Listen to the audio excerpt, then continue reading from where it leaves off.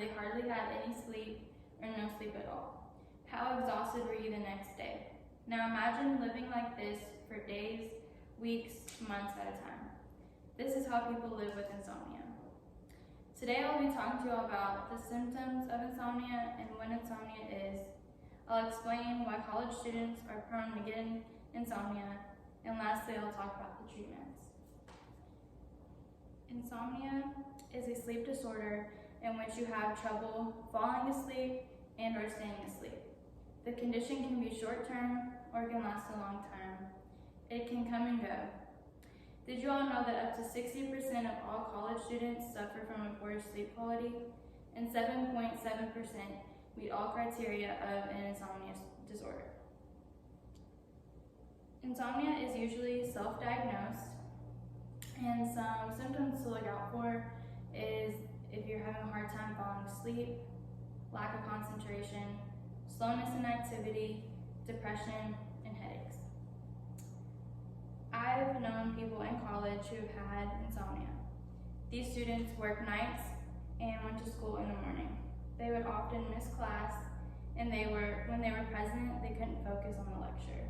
And at the end of the semester, they were always in jeopardy of failing. And these are just a few reasons on how insomnia can affect college students. Other ways that it can affect students is by putting strains on their relationships, slowing their reaction time, and reducing hygiene and self-care. College prepares you for life after college, but what about during? College is stressful and creates a list of problems students have never experienced before.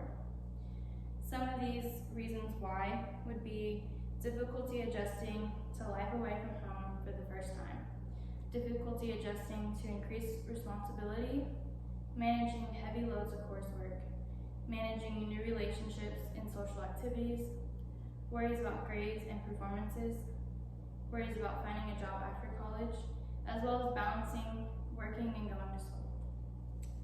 Insomnia is a problem that can be solved. There are many methods to fixing insomnia, like natural remedies, alternative medications, and other medications. I'm going to start by telling you all about natural remedies that you can do to help cure insomnia. First would be like creating a bedtime and trying to go to bed early. Try to avoid taking naps. Avoid or limit your caffeine, alcohol, and nicotine intake. Avoid large meals and beverages before bed. Exercise and get out of bed when you are not sleeping. And most importantly, try to relax. Also want to talk to you all about light therapy. And light therapy is essentially a box of light that mimics natural outdoor light.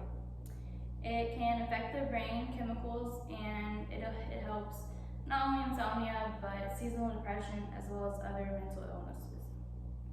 Next, I want to talk to you all about alternative medicines.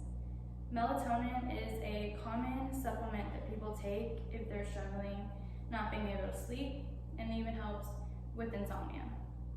Valerian is a dietary supplement which is sold as a sleep aid. Other people like to try yoga, meditation, and acupuncture as ways to help their insomnia.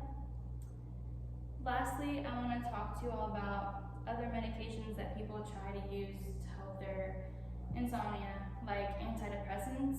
Most people use these if they're depressed or struggle with anxiety, but it does help if you are struggling with insomnia.